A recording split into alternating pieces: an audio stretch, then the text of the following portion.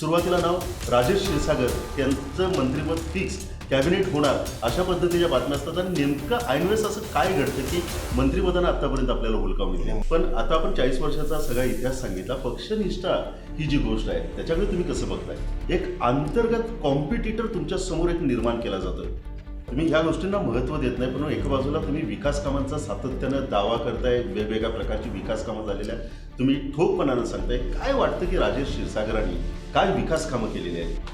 ही सगळी विकास कामांची तुम्ही यादी टाकली, पण एका बाजूला ही विकास कामं दिसत असताना दुसऱ्या बाजूला 100 कोटींचा ज्यावेळेस विकास कामांचा प्रश्न येतो, रस्त्यांचा प्रश्न येतो, त्यावेळेस त्याच्यावरती अनेक प्रश्नचिन्ह उपस्थित केले जातात. नेमकं काय याच्या मागे आहे? 10 विधानसभेचे आमदार आम्ही निवडून आणले, हे सगळं ठीक आहे, पण खंत तर वाटतेच ना. कारण बघा, मी पक्ष नेतृत्वावर निष्ठा ठेवून प्रामाणिकपणे काम करणारा कार्यकर्ता आहे.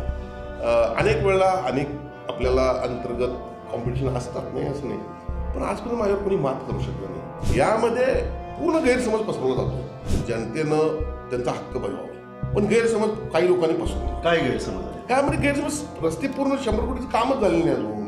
लक्षात आलं, हे फालतू लोक आहे, त्याच्यात दम काही नाही, नुसती बोलतात. आणि दम ज्याच्यात असतात तो कोणाला भीत नसतो. समाजासाठी तुम्ही काही करा, त्रास देण्याचं काम करू नका, ही त्यांची भूमिका असावी.